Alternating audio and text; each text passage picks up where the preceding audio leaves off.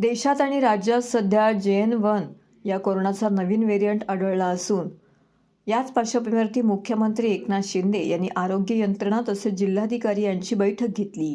राज्यभरातील आरोग्य संस्थांचे स्ट्रक्चरल, इलेक्ट्रिक आणि फायर ऑडिट करण्यात यावे।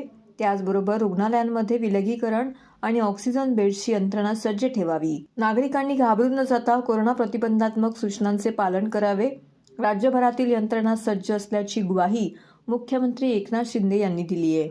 मुख्यमंत्र्यांनी दूरदृष्टी प्रणालीच्या माध्यमातून ही बैठक घेतली।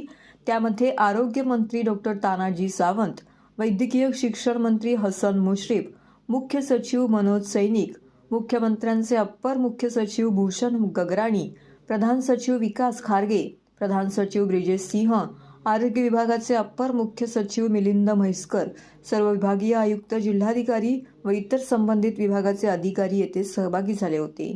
नमस्कार। सध्या देशभरामध्ये नवीन JN.1 हा कोविड व्हेरियंट आढळला आहे।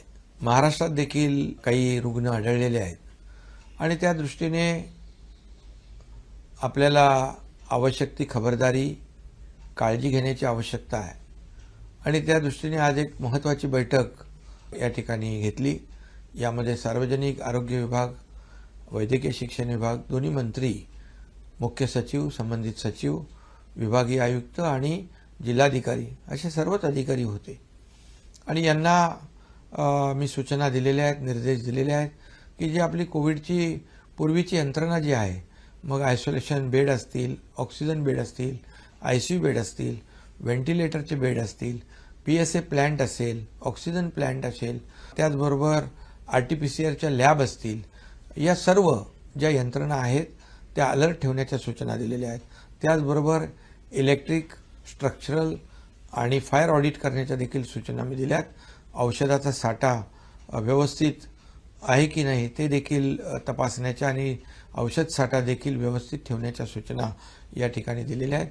त्याचबरोबर काही लोकांनी वॅक्सिन घेतलं नसेल त्या कोविड वॅक्सिनेशनचं देखील ड्राईव्ह या ठिकाणी घेण्याच्या सूचना दिल्यात, जेणेकरून आपली यंत्रणा पूर्णपणे फुलप्रूफ तयार असली पाहिजे आणि सार्वजनिक आरोग्य विभाग आणि वैद्यकीय शिक्षण विभाग दोन्ही यामध्ये विभाग काम करत आहेत, अलर्ट आहेत, मॉकड्रिल देखील झालेलं आहे आणि त्यामुळे ही जी सिस्टीम जी आहे ही सिस्टीम अद्ययावत करण्याच्या आणि मॉनिटर करण्याच्या सूचना आजच्या बैठकीमध्ये पूर्णपणे मी संबंधितांना दिल्यात।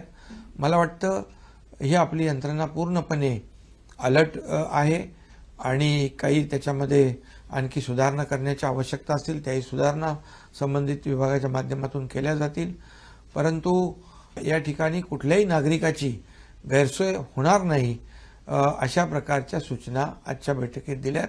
हा व्हेरियंट माइल्ड असला तरी सुद्धा झपाट्याने पसरतोय, त्यामुळे ज्यांना अशा प्रकारचे सिम्पटम असतील म्हणजे सर्दी, खोकला, ताप, तर त्यांनी गर्दी टाळली पाहिजे, गर्दीपासून आयसोलेट झालं पाहिजे आणि गर्दीच्या ठिकाणी देखील लोकांनी काळजी घेण्याची आवश्यकता आहे।